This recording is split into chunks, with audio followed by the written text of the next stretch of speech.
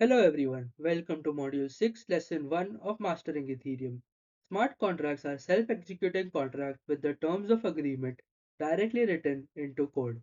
Think of smart contracts as digital vending machines. If not properly secured, someone could tamper with the machine to get free items or money, causing losses to the owner and eroding customers' trust in the machine's reliability. This presentation delves into various security issues, providing the insights and best practices to mitigate potential risks. The first security threat is reentrancy attacks. A reentrancy attack occurs when function makes an external call to another contract before resolving its own state changes. The malicious contract can repeatedly call the vulnerable function, potentially draining funds. Imagine calling a friend to borrow some money from their ATM, but before they finish updating their balance, you call them again and again, tricking the ATM into giving you more money than you should receive. This is an example of reentrancy attacks. Let us look into reentrancy attacks through an example. Let's break down this code snippet to understand it more. It starts with our usual compiler version specifier using Pragma Solidity. The vulnerable contract contains a balances mapping which associates addresses with their respective balances. The withdraw function allows a user to withdraw funds from the contract. It performs the following steps. It retrieves the amount to be withdrawn from the sender's balance. It requires that withdrawal amount is greater than zero. It initiates a transaction of funds specified by amount to the sender's address using message.sender.call. Then it verifies the success of the fund transfer using the require success statement. It also sets the sender's balance in the contract to zero after the withdrawal. The vulnerability arises from the order of operations in the withdraw function. The function transfers the funds to the user's address before updating the balance in the contract. This flaw creates a reentrancy vulnerability. If the user's contract has malicious function that can repeatedly call the withdraw function before the balance is updated, the attacker can drain all the funds from the contract. In summary, the vulnerable contract exemplifies the importance of understanding and addressing reentrancy vulnerabilities in smart contracts to prevent potential exploitation and financial loss. Developers can employ strategies to mitigate these risks. One common technique is the checks effects interactions pattern. This pattern ensures that all state changes are performed before any external calls are made.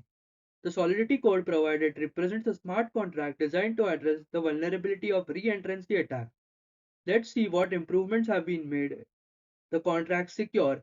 This contract manages the withdrawal of funds and employs a locking mechanism to prevent reentrancy attacks. Balances is a public mapping that tracks balances of address holding funds in the contract. Logged is a Boolean variable and is used to control reentrancy.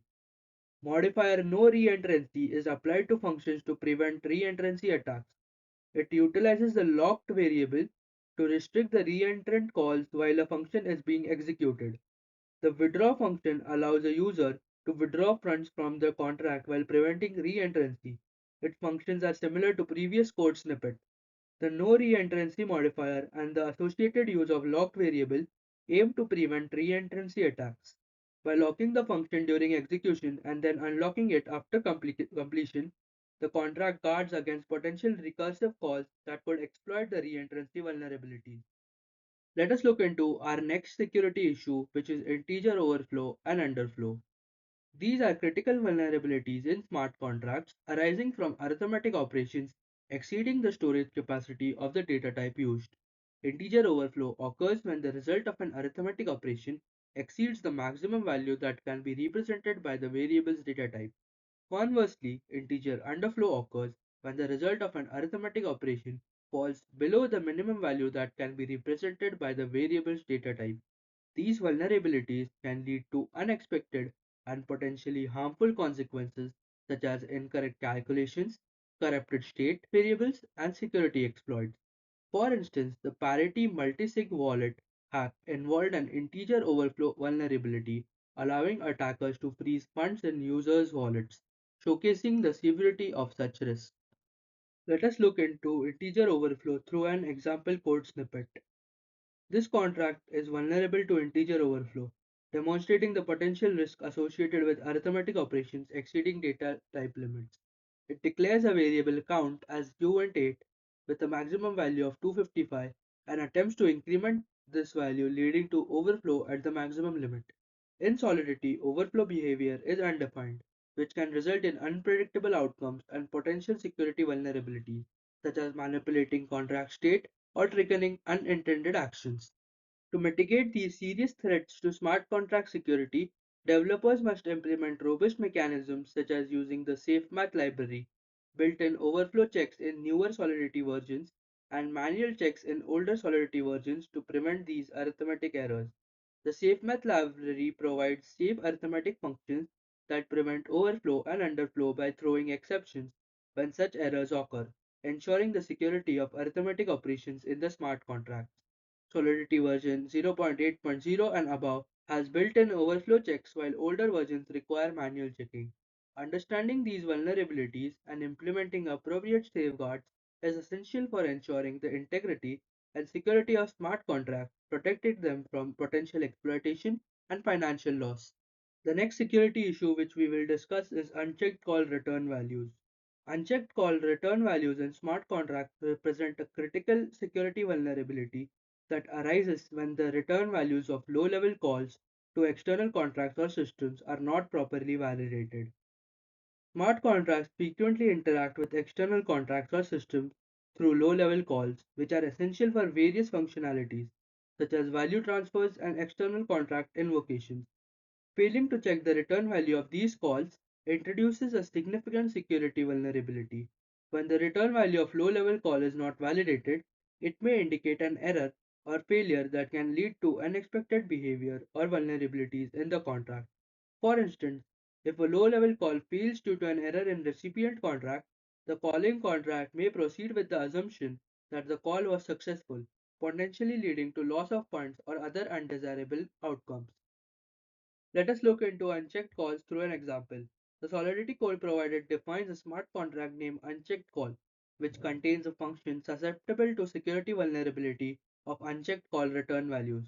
The contract unchecked call includes a function sendEther that transfers one ether to specified recipient address but fails to check the return value of the function call.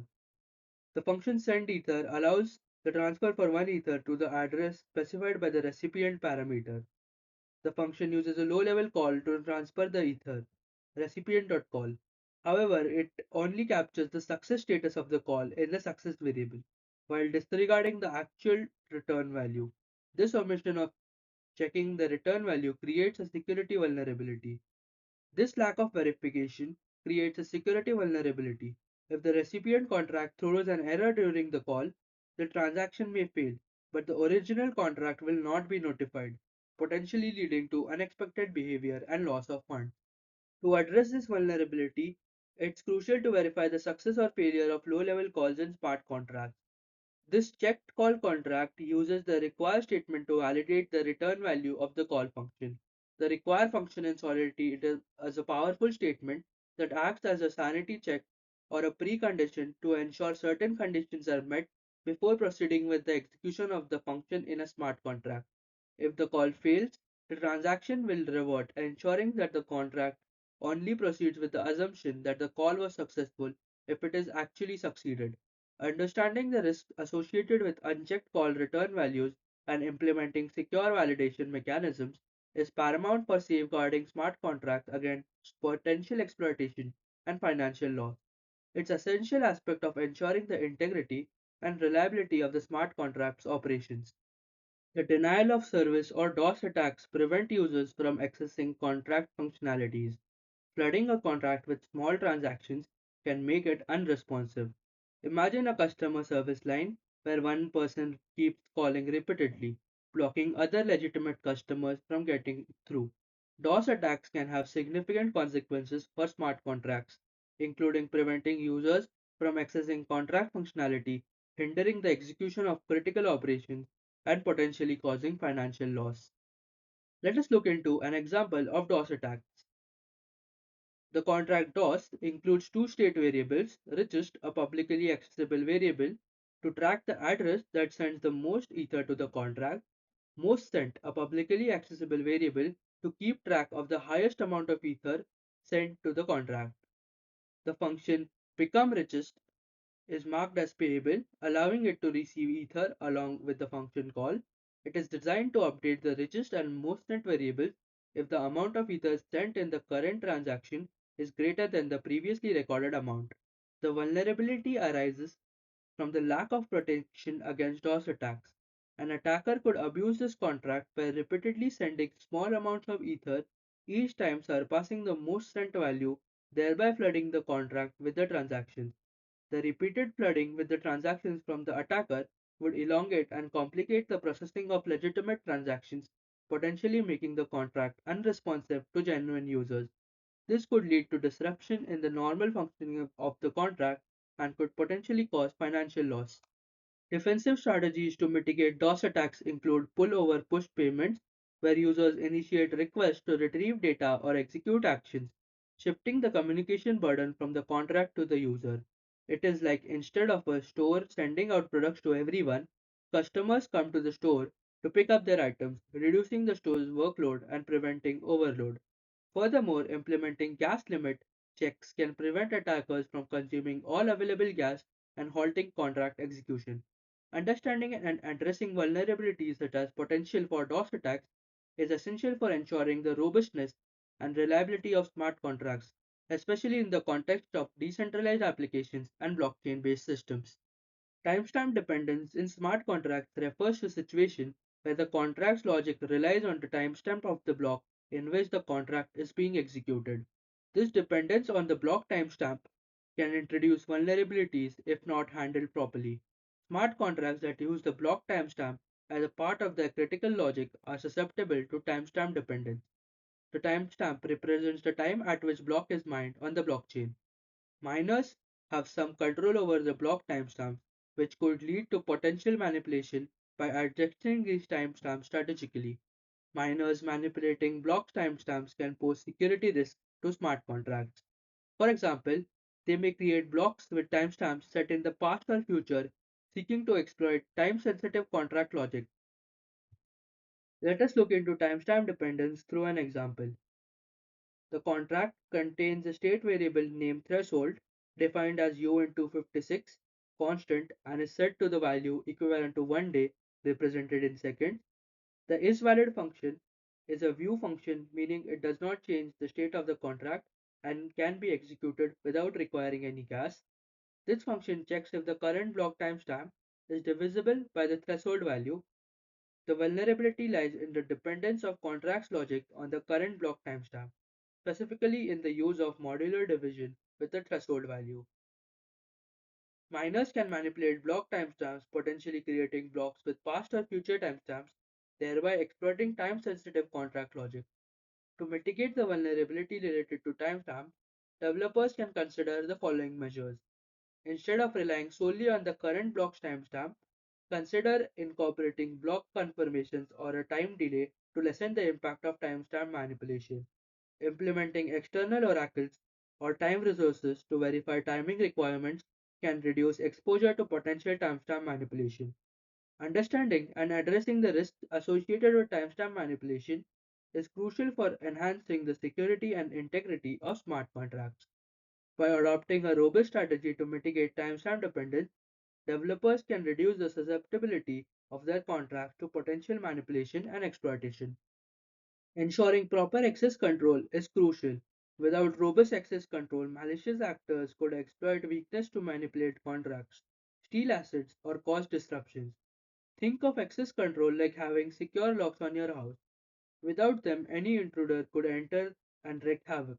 The consequences of compromised access control can be severe, leading to financial losses, reputational damages, and loss of user trust. Addressing the common security issues associated with smart contracts is essential for ensuring the integrity and reliability of blockchain applications. By understanding vulnerabilities such as reentrancy attacks, improper access controls, and arithmetic overflow, developers can implement best practices and robust testing methodologies, utilizing established frameworks, conducting thorough audits, and staying updated with evolving security standards will significantly mitigate risks. Ultimately, prioritizing security and smart contract development will foster trust and promote broader adoption of blockchain technology in various sectors. This brings us to the end of our lecture. Thank you for spending your valuable time.